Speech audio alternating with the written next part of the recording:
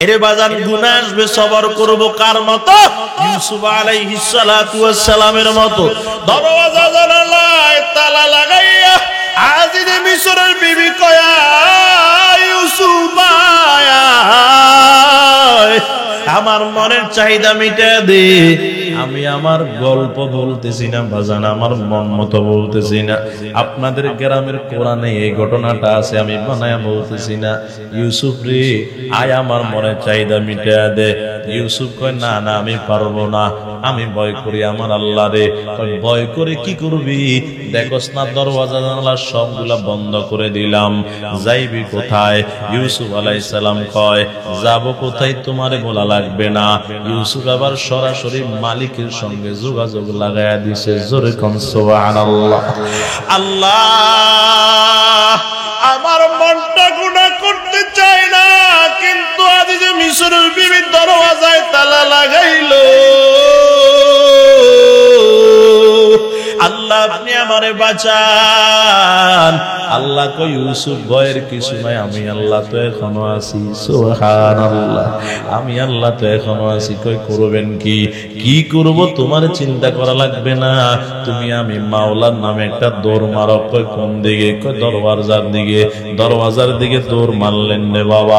ইউসুফ আলাইহিস সালাম বলেন আল্লাহু আকবার নাম বলিয়া যখন আমি দরওয়াজার দিকে দৌড়াই, ওরে দরওয়াজাতে তালা লাগানো, আমি তাকায়া দেখি কোনো চাবি নাই, কোনো যন্ত্র নাই।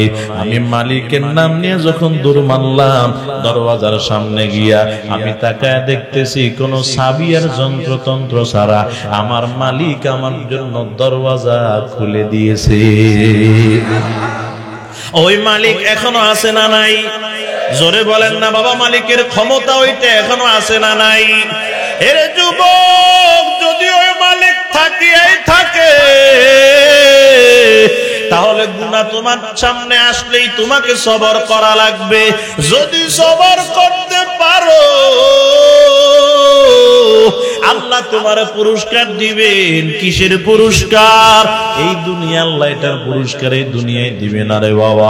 কঠিন হাসর ময়দানে যে সময় মা তার সন্তানকে চিনবে না, যে সময় বাবা তার সন্তানকে চিনবে না, যে সময় ভাই ভাইকে চিনবে না, ইয়াউমা ইয়াফিরুল মারউ মিন আখি ওয়া উম্মিহি ওয়া আবি ওয়া সাহিবাতিহি ওয়া বানি ইয়াউমা তারাউনাহা তাযহালু কুল্লু মুরদিআতিন আম্মা আরদাআত ওয়া তাযউ কুল্লু যাতি হামলিন হামলাহা ওয়া তারান নাসা সুকারা ওয়া মা হুম বিসুকারা ওয়ালাকিন্না আযাবাল্লাহি শাদীদ।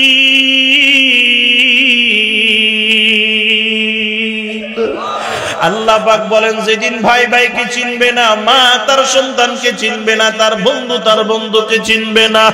ও সোনাই মুড়ির মুসলমান, জবানটা খুলে বলেন না, এই দুনিয়াতে কোন সন্তান তার মাকে ভুলতে পারে? সন্তানকে মা ভুলতে পারেনি?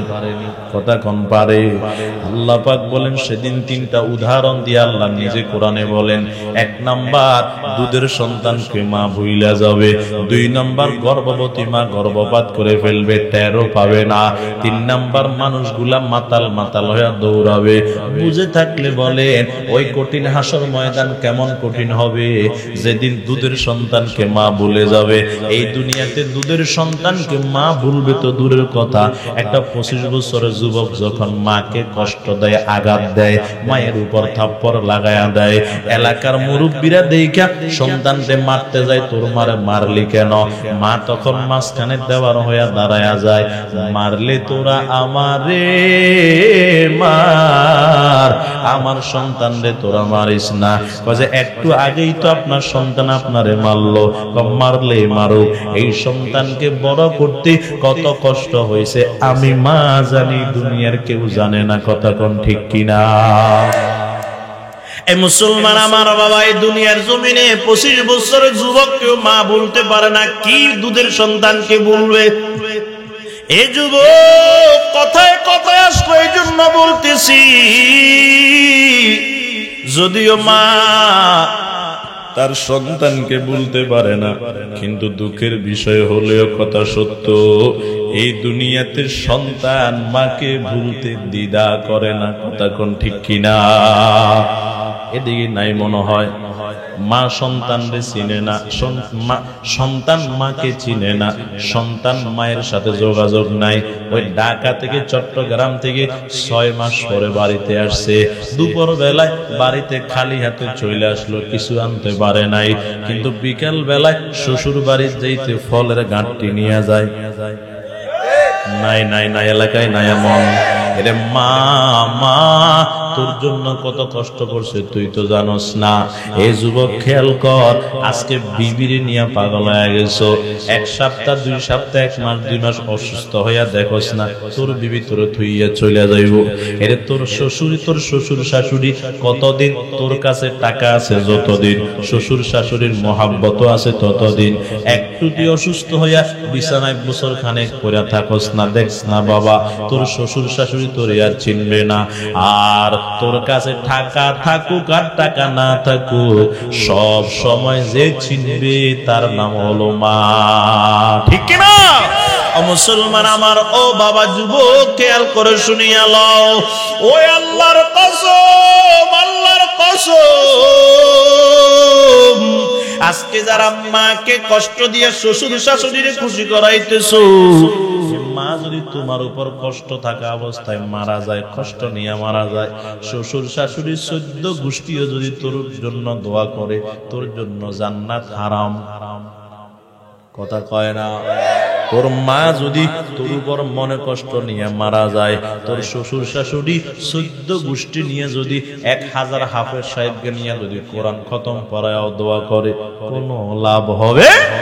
এ মুসলমান আমার বাবা, এই জন্য মা বাবার খেদমত করা লাগবে নি। এ যুবক ভুইলা গেছো তোমার মা তোমার জন্য কি করছে। ছোট্ট করে বলে আমি শেষ করতেছি বাজান, যেদিন তুমি আর আমি মায়ের পেটে যাইতে আসি, আব্বার পৃষ্ঠ থেকে, আব্বার পিঠ থেকে যখন মায়ের পেটে চলে গেছি, আমার মা খানা খাইতে পারে নাই, খানা বন্ধ হয়ে গেছে। এর খানা মুখের ভিতরে দিলে শুধু বমি করত, খানা মা খাইতে পারতো না। ঘরের ভিতরে কত ভালো ভালো খানা পাকাইতো, মা খাইতে পারতো না। এর বাজান যখন 4 মাস আমার মায়ের পেটের ভিতরে আমার বয়স হয়ে গেল, হাত পা গুলা মালিক যখন তৈয়ার করে দিল, আমি তখন 6 মাসের সন্তান পেটের ভিতরে, হাত নাড়াইতেছি, পাও নাড়াইতেছি। এমনও ছিল আমার মা রাত্রি বেলায় আরামের ঘুম ঘুমাইছে, কিন্তু আমি যখন রাত্রি বেলায় মায়ের পেটে থাইকা হাতটা নাড়াইয়া দিলাম, পাওটা নাড়াইয়া দিলাম, এই পাও গিয়ে আমার মায়ের কলিজা বরাবর আঘাত লাগাইয়া দিছে। মা ঘুম থেকে উঠে গেছে, আর ঘুমাইতে পারে নাই। আফা হাসিবতুম আন্নামা খালাকনাকুম আবাসা أفحسبتم أنما خلقناكم عبثا وأنكم إلينا لا ترجعون। আল্লাহ পাক বলেন, বান্দা একথা কখনোই ধারণা করবা না আমি আল্লাহ তোমাদেরকে দুনিয়ার জমিনে অনর্থক পাঠাইলাম, এবং এই কথাও কখনো ধারণা করবা না তোমরা আমি আল্লাহর দরবারে ফিরে আসা লাগবে না। এই বান্দা, এই দুনিয়াতে আমি আল্লাহ একটা উদ্দেশ্য সফল করার জন্য পাঠাইছি। একদিন আগে হোক একদিন পরে হোক, তোমাদের সবাইকে আমি আল্লাহর দরবারে হাজিরা দেওয়া লাগবে। বলেন ঠিক কিনা? ও মুসলমান আমার বাবা, অনর্থক আর বেকার আসি নাই তো আসলাম কেন? আল্লাহ পাক ভিন্ন আয়াতের ভিতরে বলেন, ওয়ামা খালাকতুল জিন্না ওয়াল ইনসা ইল্লা লিয়াবুদুন। আল্লাহ পাক বলেন, জিন এবং ইনসানকে শুধুমাত্র কেবলমাত্র একমাত্র আমি আল্লাহর ইবাদত করার জন্য পাঠাইছি। জবান থাকলে বলেন কার ইবাদত? ও মুসলমান আমার বাবা, তাহলে কি বুঝলাম? দুনিয়াতে অনর্থক আসি নাই, আসলাম কাজে। কাজের নাম কি? কয় না দেখি ইবাদত। খেয়াল করেন বাজান, আমি বলছিলাম সেই ইবাদতের ব্যাপারে সবর করা। সবর তিন প্রকার। এক নাম্বার সবর আলাল ইবাদা, ইবাদতের ক্ষেত্রে সবর।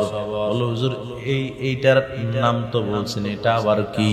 ইবাদতের ক্ষেত্রে সবর সেটা কি? বলে সেটা হলো ইবাদত করতে কষ্ট আছে, কষ্টের সহিত ধৈর্যের সহিত ইবাদত করা। নামাজ পড়তে কষ্ট আছে না নাই? বলেন বলেন, আছে না নাই? এরে মুসলমান আমার বাবা, কনকনে শীতের রাত্রে ঠান্ডা পানি দিয়ে ওযু করিয়া মসজিদে এসে ফজরের নামাজটা পড়তে কষ্ট না আরাম? কথা কয় না। যদি নামাজটা ফজর না হইয়া তাহাজ্জুদ হয়, কষ্ট কম না বেশি?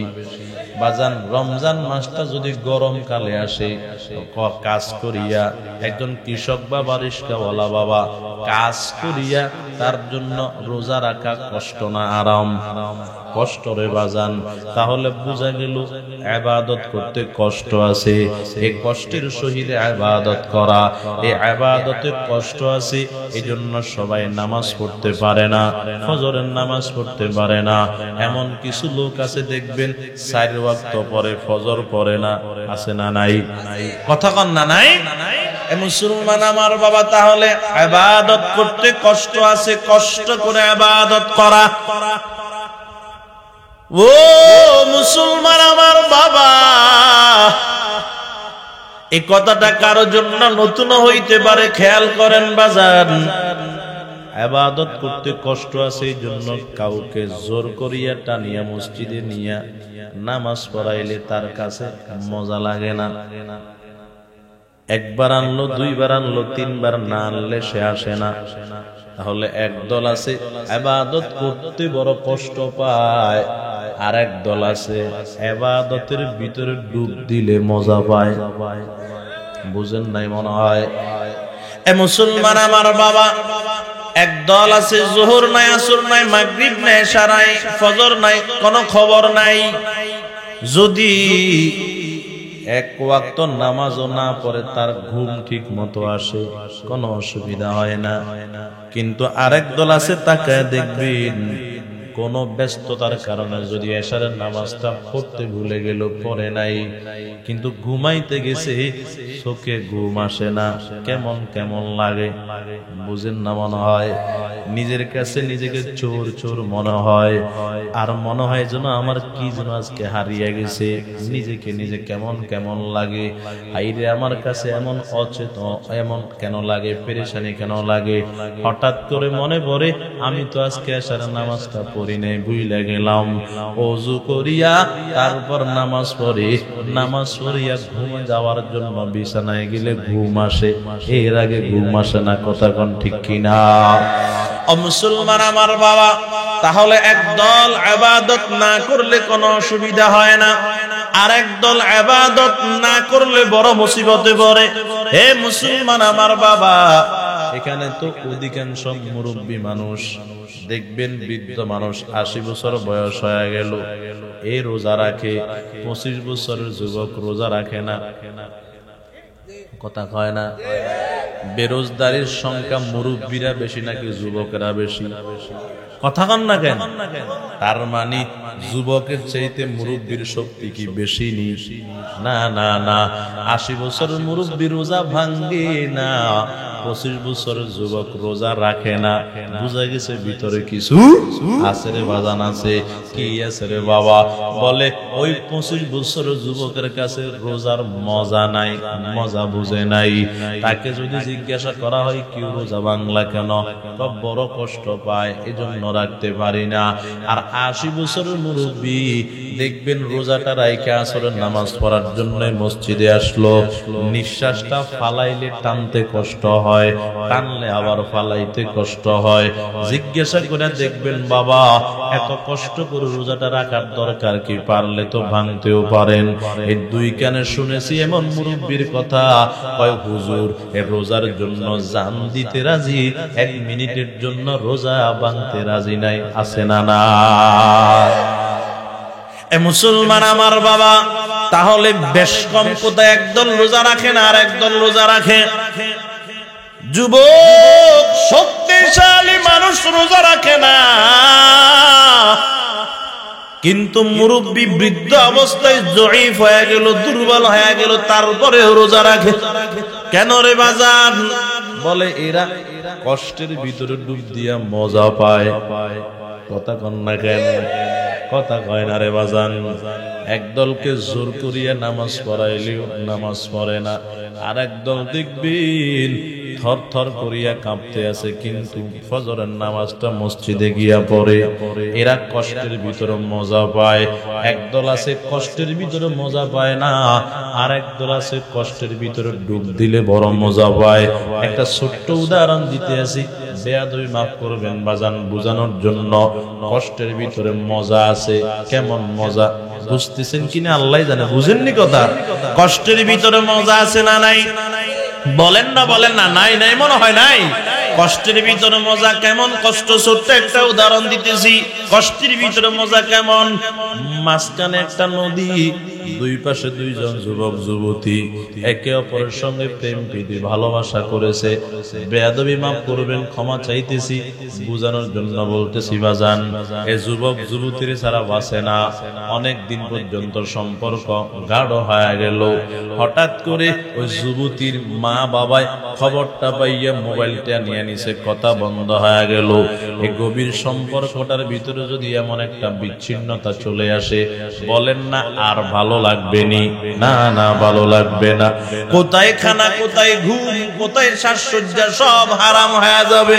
এরে বাজান, দিন যায়, রাত যায়, সপ্তাহ যায়, মাস যায়, একের সাথে অপরের দেখা নাই। হঠাৎ করে একদিন মাস শেষে যুবতী ফোন দিল, ও যুবক, আজকে একটা মাস তোমার সঙ্গে যোগাযোগ কেন করতে পারি না জানোনি? কয় না, জানি না। কয় যে আব্বা আম্মা মোবাইলটা নিয়ে নিছে, সম্পর্ক বিচ্ছিন্ন করে দিছে, এই জন্য পারি না। আজকে তোমার সুযোগ আছে, রাত্র 1টার সময় যদি আমার বাড়িতে আসতে পারো, তোমার সঙ্গে দেখা হয়ে যাবে। আব্বা আম্মা বাড়িতে থাকবে না। এর বাজান, এমন একটা অফার যদি যুবক পায়, তাহলে রাত্রিবেলায় তার ঘুম আর হবে নি। বুঝতেছেন মনে হয়? হবে নি রে বাবা। না না, ঠান্ডার রাত, একটা দৌড় দিয়া ওই যে বললাম দুইজনের বাড়ির মাঝখানে ছোট্ট নদী, নদীর কিনারায় এসে রাত্র 1টার সময় বৈশা রইছে। কনকনে শীতের রাত, আইসা দেখে নৌকাও নাই, মাঝিও নাই, পারে দিবে কেমনে? যদি সকাল হয়ে যায়, বন্ধুর সঙ্গে আর দেখা হবে না। আর যদি পারি দিতে পারে, তাহলে বন্ধুর সঙ্গে দেখা হবে। চিন্তায় পয়রা গেল। নৌকার গুল্লি মার সাঁতার কাটা শুরু করে দিলেন রে বাজান। কনকনে শীতের রাত্রে নদীর পানি ঠান্ডা না গরম? কথা কন, ঠান্ডা না গরম? ঠান্ডা পানি দিয়ে আবার সাঁতার কাটা শুরু করলো। কই যায়? বন্ধুর বাড়িতে যায়। এরে মুসলমান আমার বাবা, এই ঠান্ডা পানিতে হাত গুলা নামাইলে, পাও গুলা নামাইলে, ঠান্ডা পানিতে হাত পাও লাগলে বলেন না কষ্ট পায় না আরাম পায়? কষ্ট পায়। বান্দা তো সাঁতার কাটা শুরু করে দিল, হাতগুলা কাঁপে, পাগুলা কাঁপে, কিন্তু মনের ভিতরে আসা, এত কষ্টের নদী যদি একবার পারে দিতে পারি, আমার বন্ধুর সঙ্গে দেখা হয়ে যাবে। বুঝে থাকলে বলেন, এই বান্দা শারীরিক ভাবে যত কষ্ট পায়, তার মনটা খুশি না নারাজ? বুঝেন বুঝেন, খুশি না নারাজ? খুশি রে বাজান, খুশি। হাত তো থরথর করে কাঁপতেছে, পাও তো থরথর করে কাঁপতে আছে, পুরা বডিটা কাঁপে, কিন্তু মনটা খুশি। এবার বুঝেননি কষ্টের ভিতরে মজা আছে না না? একদিকে কষ্ট পায় আর একদিকে মজা পায়। হাইরে, নদী পাড়ি দিতে পারলেই তো বন্ধুর সঙ্গে দেখা, এটাকে বলা হয় কষ্টের ভিতরে মজা। আল্লাহর কিছু বান্দা এই দুনিয়ার জমিনে এমনও আছে, ঠান্ডা পানি দিয়ে উজু করিয়া থরথর করে কাঁপে। তাহাজ্জুদ পড়ার জন্য 80 বছর মুরব্বী ঠান্ডা পানি দিয়ে উজু করে। বান্দার হাত কাঁপে, বান্দার পাও, বডিটা থরথর করে কাঁপে, কিন্তু বান্দার দিলটা বড় খুশি। আমি যদি এই দুনিয়ার দরিয়াটা ঠান্ডা পানির ওযু দিয়ে সাঁতার কেটে পার করতে পারি, আমি যদি এই দুনিয়ার দরিয়াটা ঠান্ডা পানির তাহাজ্জুদের ওযু দিয়ে সাঁতার কেটে পার করতে পারি, তাহলে আমার মন খুশি, আমার মন বলে এই দুনিয়ার দরিয়াটা পার করতে পারলে, ওপারে যাইতে পারলে আমি আমার আসল বন্ধু আল্লাহর সঙ্গে দেখা করতে পারবো। আল্লাহ আল্লাহ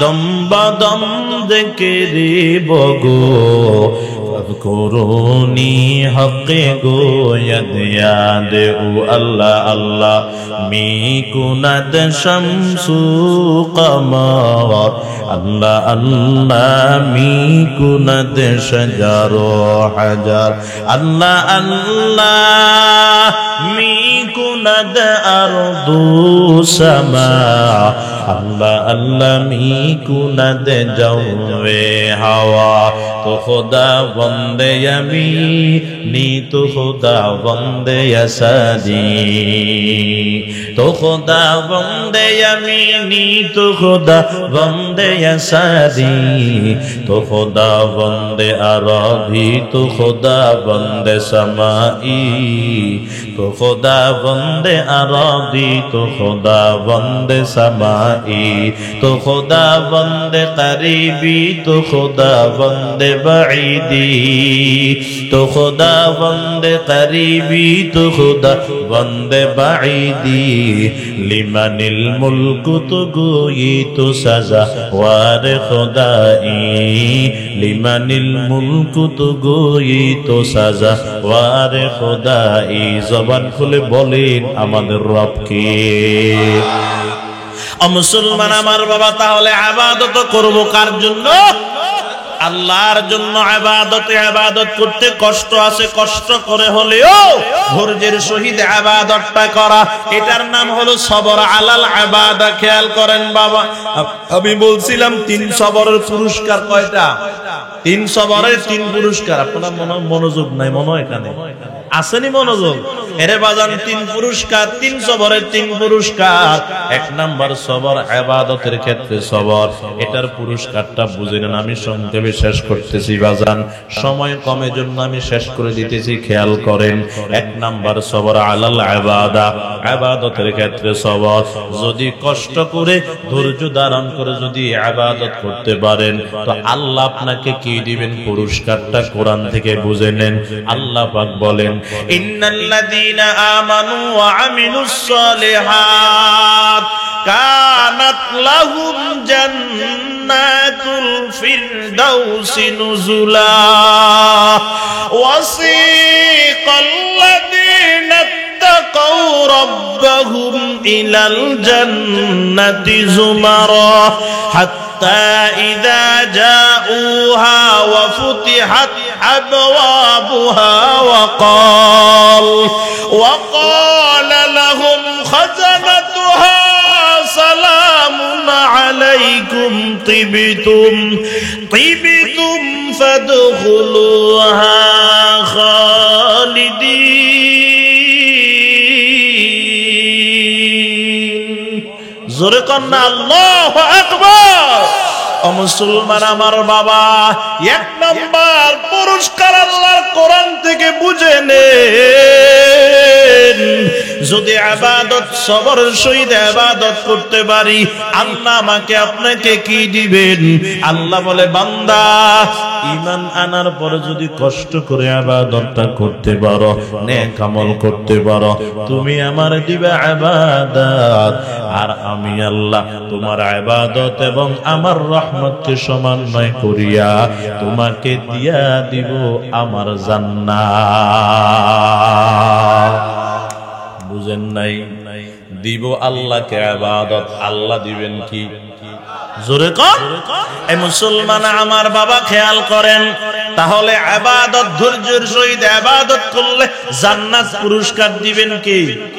সবাই বলেন কে কে দেখছেন কোনদিন জান্নাত?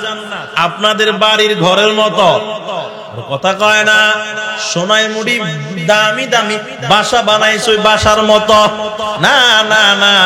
আল্লাহর পয়গম্বর বলে এমন জান্নাত দিবে কোনদিন চোখ দিয়ে তোমরা দেখো নাই, এমন জান্নাত দিবে কান দিয়ে শুনো নাই, এমন জান্নাত দিবে অন্তর দিয়ে কল্পনাও করো নাই। জোরে কন্যা সুবহানাল্লাহ। জান্নাতটা কেমন হবে রে বাবা? উসমান ইবনে হাসান ইবনে আহমদ শাকির আল খাবাবি রহমাতুল্লাহি আলাইহি তার লিখিত কিতাবের ভিতরে লেখেন, এরে বাজার জান্নাতীকে যখন আল্লাহ জান্নাত দিয়ে দিবে, একটা দৌড় দিয়ে জান্নাতে চলে যাবে, যায় দেখবে দামি দামি মহল আল্লাহ বানায়া রাখছে। এক মহলের ভিতরে দুইটা দেখবে, খেয়াল করেন বাবা, এক মহলের দুইটা দেখবে দামি দামি 70টা রুম সাজায়া রাখছে। একটা রুমের ভিতরে দুইটা দেখবে দামি দামি 70টা খাট সাজায়া রাখছে। একটা খাটের উপর ওইটা দেখবে দামি দামি 70টা বিছানা বিছায়া রাখছে। একটা বিছানার উপর ওইটা দেখবে দামি দামি 70 প্রকারের দস্তরখান বিছায়া রাখছে। একটা দস্তরখানের উপর ওইটা দেখবে দামি দামি 70 প্রকারের নাস্তা বানায়া রাখছে। একটা নাস্তা বান্দা মুখের ভিতরে দিবে, কেউ বলে 70 থেকে 80 বছর পর্যন্ত ওই নাস্তার স্বাদ বান্দার মুখ থেকে দূর হবে না। ও মুসলমান আমার বাবা, ওই জান্নাতে যাইতে মন চায়নি? কথা কয় না, চায় না? চায় না। চাইতে গেলে কষ্ট করে হলে ইবাদত করা লাগবে কি লাগবে না? ও আমার যুবক, ও আমার বাবা, ও পর্দার আড়ালের মা বোনেরা, জান্নাত তো নানার বাড়ি আর মামার বাড়ি নয়, বললেই যে চলে যাওয়া লাগবে। এর বাজান যদি আল্লাহ সবাইরে জান্নাত দিয়া দে, তো ইবাদত করনেওয়ালারা যাইবো কই? ইবাদত করলেই তো আল্লাহ জান্নাত দিবে। কারো জন্য দামি, কারো জন্য কম দামি, তবে শর্ত হলো ইবাদত করা লাগবে। যে করবে ইবাদত সে আল্লাহর বান্দা, যে করবে বন্দেগি সে হবে বান্দা, যে করবে না বন্দেগি সে হবে গান্দা। ঠিক না? যে করবে বন্দেগি সে কি বান্দার কয় না, বুঝে না মনে হয়। যে করবে বন্দেগি তার নাম বান্দা, যে করবে না বন্দেগি তার নাম গান্দা, সে বান্দা নয়। তাহলে বান্দা হইতে গেলে বন্দেগি করা লাগবে কার? তাহলে সবর কয় প্রকার? ভুলে গেছে কয় প্রকার? এক নাম্বার ইবাদতের ক্ষেত্রে সবর। যদি সবরের সহিত ইবাদত করতে পারি, পুরস্কার দিল আল্লাহ, দিবেন কি? জান্নাত। 3 সবরের পুরস্কারও 3টা। এক নাম্বার ইবাদতের ক্ষেত্রে সবর। যদি ইবাদত সবরের সহিত করতে পারি, 1 নাম্বার সবরের পুরস্কার জান্নাত দিবেন কে? সংক্ষেপে আমি শেষ করে দিলাম, এই বাজান কথা শেষ, সময় শেষের জন্য আমি শেষ করতে এসে খেয়াল করেন বাবা। তাহলে 1 নাম্বার গুলো সংক্ষেপে সবর আলাল ইবাদত, 2 নাম্বার সবর আনিল মাসিয়া, গুনাহের থেকে সবর। একটু এদিকে তাকান বাজান, খেয়াল করেন। যার কাছে যৌবন আছে, আবার বলতেছি, যার কাছে যৌবন আছে তার গুনাহ করার জন্য মনটা চাবেই, এটাই স্বাভাবিক। বুঝেন না? বুঝছেননি কি কইছি? যার কাছে যৌবন আছে তার গুনাহ করতে মন চাবে, এটা আশ্চর্যের কিছু না। গুনাহ করতে মন চাইবে তার যার কাছে যৌবন আছে। আর যদি বলেন কোন যুবক যদি বলে আমার বয়স 30, 25, 30, আমার জিন্দেগিতেও গুনাহ করার জন্য মন চায় নাই, আপনি বুঝবেন এটা মানুষ না, এটা আস্তা একটা কলা গাছ। কথা বুঝেন নাই? যৌবন থাকলে গুনাহ করতে মন, কথা কয় না, চাইবে না? চাইবে। তবে একদল যৌবনের তাড়নায় গুনাহ করে ফেলবে, আরেক দল যৌবনের তাড়নায় গুনাহ করতে মন চাইলেও গুনাহ করবে না, গুনাহ থেকে সবর করবে। কথা কয় না? এটার নাম সবর আনিল মাসিয়া, গুনাহের থেকে সবর করা। এই মুসলমান আমার বাবা খেয়াল করেন, একদম যুবতীর পিছনে ঘুরবে একটু সম্পর্ক গড়ানোর জন্য, আরেক দল তাকে মেসেঞ্জারে নক করবে। যুবতী বলবে হাই, এ বলবে না, বুঝিয়েন। একদল মোবাইল টিপবে, মেসেঞ্জারের দিকে তাকায় থাকবে, কোন নারীর আইডি থেকে একটু হ্যালো আসেনি, একটা নারীর আইডি থেকে একটা হ্যালো আসছে, এই যে পাগল হয়ে গেল, সারা রাত ঘুম নাই। আরে সুন্দরী নারীর আইডি থেকে হ্যালো আসছে, ওই দিক থেকে কয় হ্যালো, এতেও কয় হ্যালো, এদিক থেকে কয় কেমন আছো, এদিক থেকে কয় তুমি কেমন আছো, কয় যে ভালো, ওদিক থেকে কয় আই লাভ ইউ, এতে কয় আই লাভ ইউ টু। বুঝিয়েন বাজান, মুরব্বীরা বুঝবেন না এগুলা, মুরব্বীরা বুঝবেন না। আই লাভ ইউ টু দিয়ে শুরু হয়ে গেল। এবার এদিক থেকে ওই নারীর আইডি থেকে কয় জান তুমি কেমন আছো, মাশাআল্লাহ ভালো আছি। এবার কথা বলতে বলতে কিছুদিন পর ওই নারীর আইডি থেকে কয় ও জান আমার কিছু টাকার দরকার, কয় কত, কয় 1000 টাকা, কয় বিকাশ নাম্বার দিয়া দেখ কেমনে ফাটায়া দি, দিয়া দিছে ফাটায়া, একদিন 500, একদিন 1000, একদিন 2000। শেষ পর্যন্ত যুবক খবর নিয়ে দেখে এটা তো নারীর আইডি না, এটাও একটা পুরুষ। বুঝেন নাই মনে হয়, বুঝেন নাই মনে হয়, আসেনি ভাই? এটারে কয় ফেক আইডি। কি আইডি? Fake ID. হেতেও পুরুষ, এতেও পুরুষ, তবে হেতে একটা নারীর নাম দিয়ে আইডি খুলছে, খুলিয়া টাকা আদায় করছে। কথা কোন ঠিক কিনা? ও মুসলমান আমার বাবা, বড় একটা চেক খাইছে, এরপরে আবার আরেকটা নারীর আইডি থেকে কিছুদিন পরে কয় হ্যালো, এতে তো আর কি হয়েছে? আর আমি একবার ধরা খাইছি। কি হয়েছে? কয় যে এক নারীর সাজে সাজিয়া আমার ধোঁকা দিছে, আসলে একজন পুরুষ। আমি আসলেই নারী, আমি কোন পুরুষ নয়। তাহলে নাম্বার দাও। নাম্বার দিছে, কথা বলে কয় চিকন চিকন কথা, মাশাআল্লাহ নারী। এটার ভিতরে 2 নাম্বারই নাই। কথা শুরু হয়ে গেল। একদিন কো বন্ধু আর কত তোমার সঙ্গে আমি মোবাইলে কথা বলবো, আসো না একটু তোমার সঙ্গে আমি দেখা করি। কোথায় দেখা করবা? সোনাইমুড়ি বাজার থেকে পশ্চিমে অমুক জায়গায় একটা সৌন্দর্য জায়গা আছে, সেখানে গিয়ে আসো দেখা করি। জঙ্গলের পরে বাজান কিনারায় দেখা করার জন্য গেছে। যুবক তো কয় যে তুমি কোথায়? আমি ওই গাছের নিচে। হাতটা বাড়াও। হাতটা বাড়াইছে, তাকায় দেখে এমন কালা, পাতিলার তলার সে আরো কালা। দিছে দৌড়। কয় দৌড়াস কেন? কয় দাঁড়া। কয় তোরও সালাম, তো 14 গোষ্ঠীর সালাম, তোর সাথে নিয়ে আমি এতদিন কথা বলছি। ও মুসলমান, হাসার জন্য খোরাক দিতেছি না। এই মোবাইল আর ফেসবুক মেসেঞ্জারে একটা ছেলে 25 বছরের যুবক তার মার বয়সের নারীরে বিবাহ করতেছে। বিশ্বাস করেন না আপনারা? বিশ্বাস করেন না? ছেলের বয়স 25 বছর, কথা বলে 40 বছরের নারীর সাথে। এ মুসলমান আমার বাবা, তাহলে ধোকায় ধোকায় আজকে দুনিয়াটা ভরপুর হয়ে গেল। বলতে চাইছিলাম গুনাহ থেকে সবর, গুনাহ থেকে সবর। এরে বাজান, গুনাহ আসবে, সবর করব কার মতো? ইউসুফ আলাইহিস সালাতু ওয়াস সালামের মতো। দরওয়াজা জানালায় তালা লাগাইয়া আজিজে মিশরের বিবি কয়া ইউসুফ আয়া, আমার মনের চাহিদা মিটা দে। আমি আমার গল্প বলতেছি না বাজান, আমার মন মতো বলতেছি না। আপনাদের গ্রামের কোরআনে এই ঘটনাটা আছে, আমি বানায়া বলতেছি না। ইউসুফ রে, আয় আমার মনের চাহিদা মিটা দে। ইউসুফ কয় না না, আমি পারবো না, আমি ভয় করি আমার আল্লাহ রে। ভয় করে কি করবি? দেখোস না দরওয়াজা জানালা সবগুলা বন্ধ করে দিলাম, যাইবি কোথায়? ইউসুফ আলাইহিস সালাম কয় যাব কোথায় তোমারে বলা লাগবে না। ইউসুফ আবার সরাসরি মালিকের সঙ্গে যোগাযোগ লাগায়া দিছে। জোরে কোন সুবহানাল্লাহ। আল্লাহ, আমার মনটা গুনাহ করতে চায় না, কিন্তু আজ যে মিশরের বিবির দরওয়াজায় তালা লাগাইলো। আল্লাহ আপনি আমারে বাঁচান। আল্লাহ কই ইউসুফ ভয়ের কিছু নাই, আমি আল্লাহ তো এখনো আছি। সুবহানাল্লাহ, আমি আল্লাহ তো এখনো আছি। কই করবেন কি? কি করব তোমার চিন্তা করা লাগবে না, তুমি আমি মাওলার নামে একটা দৌড় মারো। কই কোন দিকে? কই দরওয়াজার দিকে। দরওয়াজার দিকে দৌড় মারলেন রে বাবা।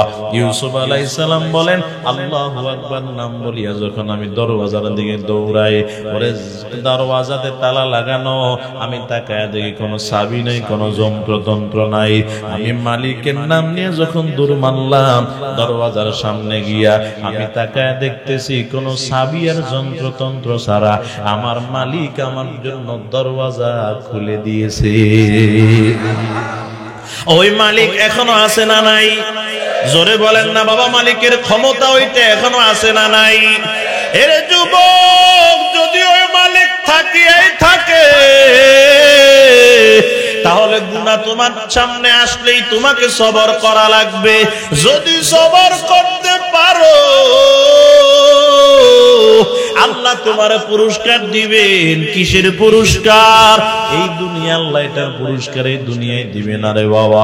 কঠিন হাসর ময়দানে যে সময় মা তার সন্তানকে চিনবে না, যে সময় বাবা তার সন্তানকে চিনবে না, যে সময় ভাই ভাইকে চিনবে না, ইয়াউমা ইয়াফিরুল মারউ মিন আখি ওয়া উম্মিহি ওয়া আবি ওয়া সাহিবাতিহি ওয়া বানি ইয়াউমা তারাউনাহা তাযহালু কুল্লু মুরদিআতিন আম্মা আরদাআত ওয়া তাযউ কুল্লু যাতি হামলিন হামলাহা ওয়া তারান নাসা সুকারা ওয়া মা হুম বিসুকারা ওয়ালাকিন্না আযাবাল্লাহি শাদীদ।